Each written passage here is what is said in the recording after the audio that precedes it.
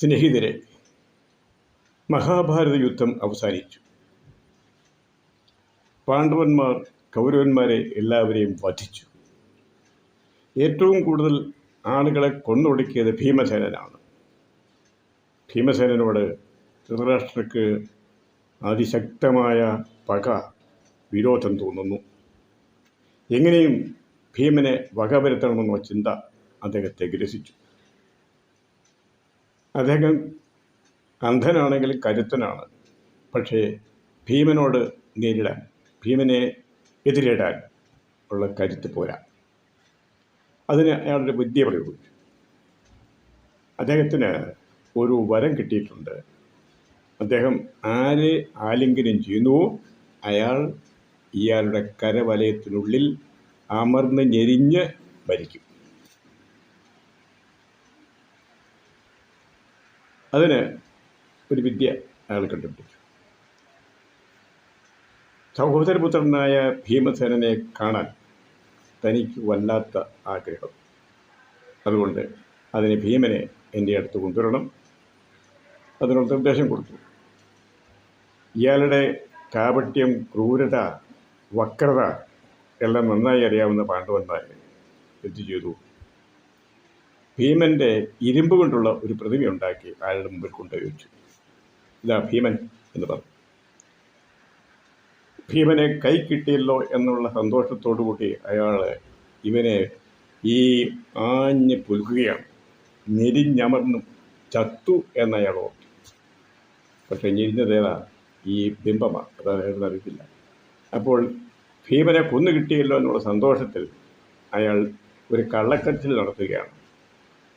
നിന്നിൽ വളർന്നു ഒരു സന്തോഷമോട് ഞാൻ നന്നായി മുറുകെ പുണർന്നേനത് മൂലം എല്ലു നുറുങ്ങി നീ ഭരിച്ചതോ പൈതലേ, മെല്ലവേ ഒന്ന് ഞരങ്ങിയതുമില്ല നീ.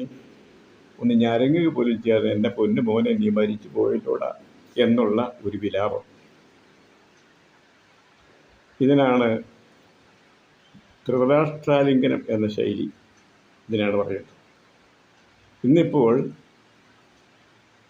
രാഷ്ട്രീയാലിംഗനമായിട്ട് മാറി ആണ് നമ്മൾ കാണുന്നത്. BJP കേന്ദ്രത്തിൽ ഭരണത്തിൽ കേരളത്തിൽ ക്ലച്ച് പിടിച്ചിട്ടില്ല, ഒരു MP ഉള്ളൂ. എങ്കിലും ക്രൈസ്തവരോടുള്ള സ്നേഹം, വാത്സല്യങ്ങൾ അത് കാണിക്കാൻ വേണ്ടിയിട്ടുള്ള ശക്തമായ പ്രകടനങ്ങളാണ്. ഡൽഹിയിൽ പ്രധാനമന്ത്രി അഭിമന്യ പിതാക്കന്മാരെ വിളിച്ച് സത്കരിക്കുന്നു. അവിടെ ദേവാലയത്തിൽ കയറി പ്രാർത്ഥിക്കുന്നു മോദിജി. കേരളത്തിൽ നമ്മുടെ MP സുരേഷ് ഗോപി, സിനിമാ നടൻ, അദ്ദേഹം തൃശ്ശൂർ മാതാവിൻ്റെ കഴുത്തിൽ സ്വർണ്ണമാല അണിയിക്കുന്നു, തലയിൽ സ്വർണ്ണ കിരീടം വയ്ക്കുന്നു, അരമനയിൽ കയറിയിറങ്ങുന്നു, ഓശാന ഞായറാഴ്ച കുരുത്തോല മേടിച്ച് ഭക്തിനിർഭരമായ ചടങ്ങിൽ സംബന്ധിക്കുന്നു, പ്രാർത്ഥിക്കുന്നു, പള്ളിയിൽ കയറി സ്തുതിഗീതം പാടുന്നു. എന്തെല്ലാം ബഹളങ്ങളാണ് നടക്കുന്നത്.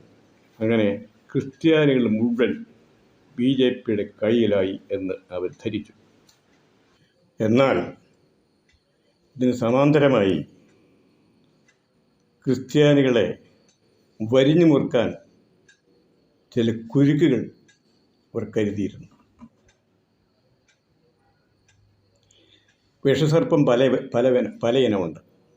മൂർഖൻ, അതിൽ തന്നെ കരിമൂർഖൻ, ചേരമൂർഖൻ, അണലി, മഞ്ചട്ടി, പെരുമ്പാമ്പ്, വളകഴപ്പൻ, നീർക്കോലി, വില്ലൂന്നി എന്ന് പറയുന്നത്.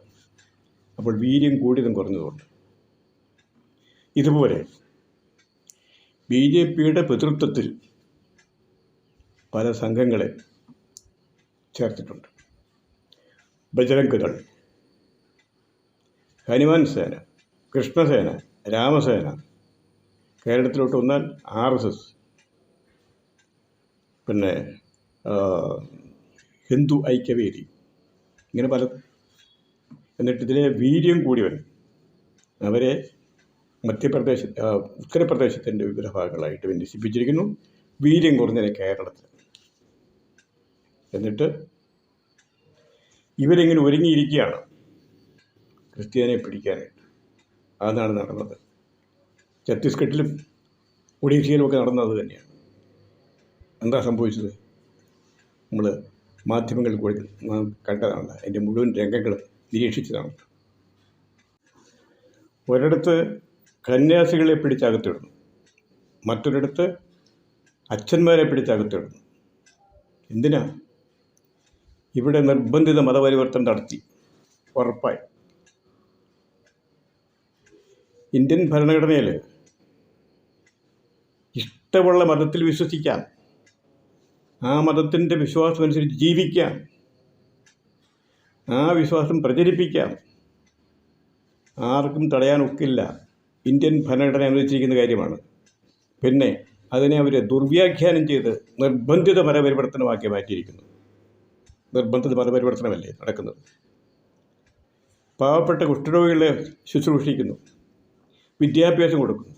അതായത് ആതുര സേവനത്തിലൂടെയും വിദ്യാഭ്യാസത്തിലൂടെയും നമ്മൾ മതം മാറ്റം നടത്തുന്നു, ആളുകളെ കയറ്റി അയക്കുന്നു.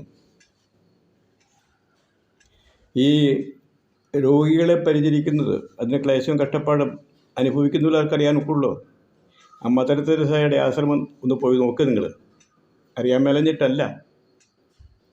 കുഷ്ഠരോഗികളെ വാരിപ്പുണരുന്നൊരു കന്യാസ്ത്രീകൾ. ഒരു വൈദികൻ അവിടെ സന്ദർശിക്കാൻ ചെന്നപ്പോൾ കണ്ട കാഴ്ച, 2 കന്യാസ്ത്രീകൾ, സുന്ദരികളായ 2 കന്യാസ്ത്രീകൾ, ആരോഗ്യമുള്ള 2 കന്യാസ്ത്രീകൾ, അവർ ഒരു ശവശരീരം എടുത്തുകൊണ്ട് പോകാൻ തുടങ്ങുക. അപ്പോൾ ചെന്നവർക്ക് സഹായിക്കാനാണെന്ന് കരുതിക്കൊണ്ട് പുരുഷന്മാരില്ലേ, അവർക്ക് മാസ്കും കയ്യുറയൊക്കെ ഇട്ട് കൊടുത്തു. അത് പോയിട്ട് അങ്ങോട്ട് അടുക്കാൻ ഇവർക്ക് പറ്റുന്നില്ല. ദുർഗന്ധം വമിക്കുന്നു, പുഴുവരിച്ച ശരീരം. പക്ഷേ ഇവർ ഒന്നും നോക്കുന്നില്ല, അതിനെ കോരി എടുത്തു കൊണ്ടുപോയി കുളിപ്പിച്ചു കൊണ്ടിരുന്നു. മതം മാറ്റാനല്ലേ? അവരുടെ ആ മനുഷ്യൻ്റെ, ആ വൃദ്ധൻ്റെ ജാതി ചോദിച്ചില്ല, മതം ചോദിച്ചില്ല, വർഗം ചോദിച്ചില്ല, വർണ്ണം ചോദിച്ചില്ല, പേര് ചോദിച്ചില്ല, ഊര് ചോദിച്ചില്ല. ദൈവത്തിൻ്റെ മക്കളാണ്, മകനാണ് ആ കിടക്കുന്നത് തിരിച്ചറിഞ്ഞുകൊണ്ട് കൊണ്ടുപോയത്, സഹോദരനാണെന്ന് ചിന്തിച്ചുകൊണ്ട് കൊണ്ടുപോയത്. മതം മാറ്റിയില്ലല്ലോ. അങ്ങനെ എത്രയെണ്ണം? നിങ്ങളെ ആരെങ്കിലും ചെന്നവരെ കാണിക്കാൻ വേണ്ടി, ഫോട്ടോ എടുക്കാൻ വേണ്ടി ചെയ്തതല്ലത്. അവർ ദിവസം അനുദിനം ചെയ്തുകൊണ്ടിരിക്കുന്നതാണ്, വഴിയോരങ്ങളിൽ കിടക്കുന്നവരെ. അതുപോലെ ദാരിദ്ര്യത്തിൻ്റെ പരമകോടിയിൽ നിൽക്കുന്നവരാ. ഉണ്ണാനില്ല, ഉടുക്കാനില്ല, വീടില്ല, അന്വേഷിക്കാൻ ആരുമില്ല. അവരൊക്കെ ചവിട്ടി പുറത്താക്കിയിട്ട് അവർക്ക് പരിചരണം കൊടുക്കുന്നത് മതം മാറ്റാനാണെന്ന് ദുർവ്യാഖ്യാനം ചെയ്തുകൊണ്ട് നിങ്ങൾ കാണിക്കുന്ന ഈ ക്രൂരത പുറക്കില്ല. ഇനി മറ്റൊരു ആരോപണം, വിദ്യാഭ്യാസം കൊടുത്തിട്ട് ഇവരെ മതപരിവർത്തനം നടത്തുന്നു. ഇതിനെപ്പറ്റി ആക്ഷേപം ഉന്നയിച്ച ഹിന്ദു ഐക്യവേദിയുടെ വക്താവുണ്ടല്ലോ, ഒരു ശശികല ടീച്ചർ. അവർ വിഷം ചീറ്റുന്ന ഒരു സ്ത്രീ എന്നാണ് അവരെ വിശേഷിപ്പിക്കുന്നില്ല, ഞാനല്ല.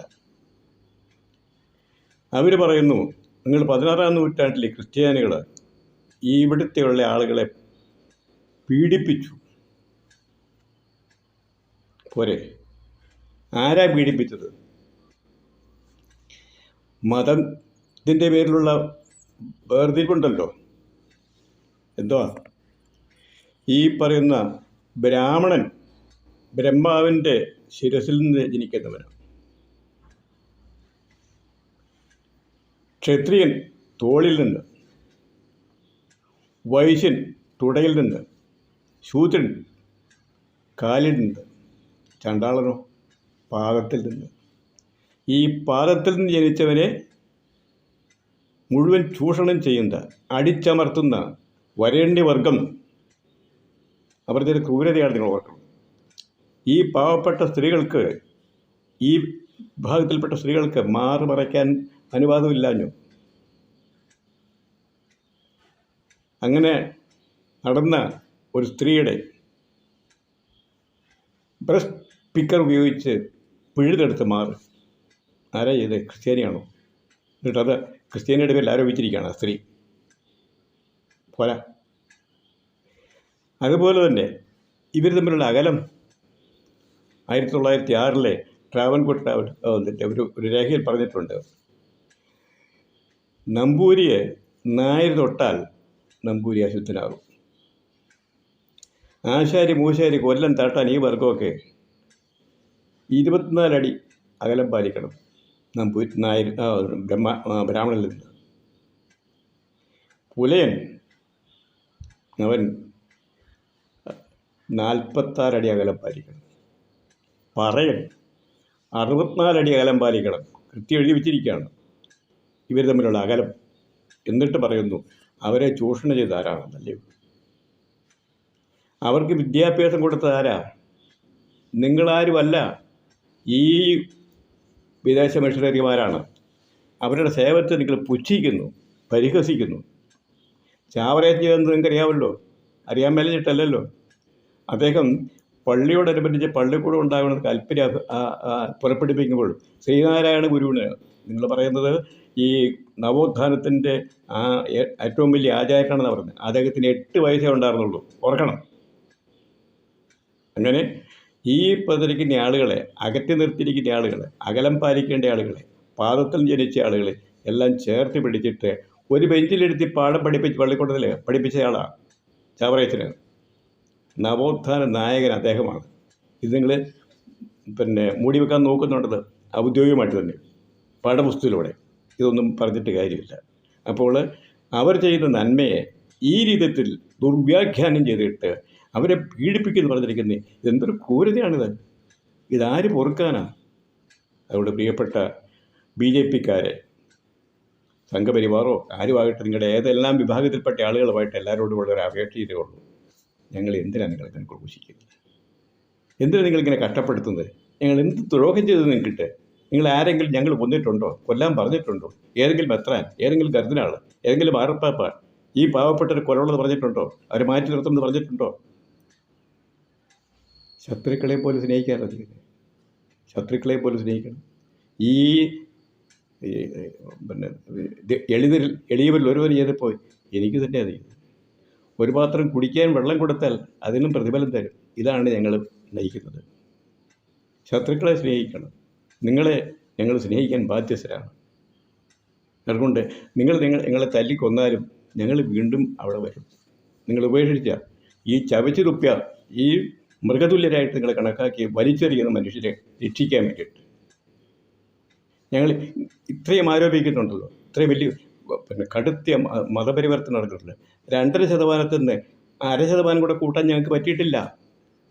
2000 കൊല്ലമായി. അതുപോലെ ഞങ്ങൾ വിദേശത്ത് വന്നിരിക്കുന്ന ആളുകൾ ഞങ്ങൾ പുറത്താക്കണം. ഞങ്ങൾ വിദേശത്ത് വന്നതല്ല, ഞങ്ങൾ ഇവിടെ ജനിച്ച് വളർന്നതാണ്. ഈ പിറന്ന മണ്ണിൻ്റെ നിറവും മണവും ആസ്വദിച്ച് വളർന്നിട്ടുള്ള ആളുകളെയാണ്. അറിയാമോ? നിങ്ങളുടെ ആരുടെ ഔദാര്യത്തിന് ആവശ്യമില്ല. ഇന്ത്യൻ പൗരന് ഇവിടെ ജീവിക്കാനുള്ള അവകാശമുണ്ട്. അതുകൊണ്ട് ഞങ്ങളെ മാറ്റാൻ നോക്കാൻ ഭീഷണിപ്പെടുത്തരുത്. പിന്നെ സ്നേഹത്തിൻ്റെ ഭാഷയെ പറയുന്നു, നിങ്ങളിങ്ങനെ ഒരു ക്രൂരത കാണിക്കരുത്. ദൈവത്തെ ഓർത്ത് നിങ്ങൾ വിശ്വസിക്കുന്ന ഈശ്വരനിലും ഒരിക്കലും ഈ പറഞ്ഞിരിക്കുന്ന ദ്രോഹങ്ങൾ ചെയ്യാൻ ഒരു ഈശ്വരനും ഒരു ദൈവവും പറയാല, ഒരു ഹൈന്ദവ ദൈവവും പറയാല, ഒരു മുസൽമാന ദൈവവും പറയാല, മറ്റൊരു മതത്തിൻ്റെയും പറയാല. സ്നേഹമാണ് അഖിലസാരം ഒഴിയിൽ. സ്നേഹമാണ് ക്രൈസ്തവ ജീവിതത്തിൻ്റെ, ക്രൈസ്തവ വിശ്വാസത്തിൻ്റെ ആകെപ്പാടുള്ള ആകെ സത്യം എന്ന് പറഞ്ഞിരിക്കുന്ന 2 അക്ഷരമാണ് സ്നേഹം. സ്നേഹം. ആ സ്നേഹത്തെ പ്രതിയാണ് ദൈവത്തോടുള്ള സ്നേഹം, സഹജീവികളുടെ സ്നേഹം. ഇത് രണ്ടും ഉള്ളൂ. ക്രിസ്ത്യാനിയുടെ എല്ലാം കൂടെ ചേർത്തല്ല തന്നെ ഉള്ളൂ. തന്നെത്താൻ സ്നേഹിക്കുന്നവർ ദൈവത്തെ സ്നേഹിക്കണം, അല്ല മനുഷ്യരെ സ്നേഹിക്കണം. ഇതിനകത്തെല്ലാം അടങ്ങിയിട്ടുണ്ട്. അതുകൊണ്ട് ഞങ്ങൾ ചെയ്ത പുണ്യത്തെ നിങ്ങൾ പാപമായി കരുതി ദുർവ്യാഖ്യാനം ചെയ്ത് ഞങ്ങളെ നശിപ്പിക്കാൻ നോക്കിയാൽ അത് നടക്കേണ്ട ഓർത്തുള്ളൂ. നന്ദി.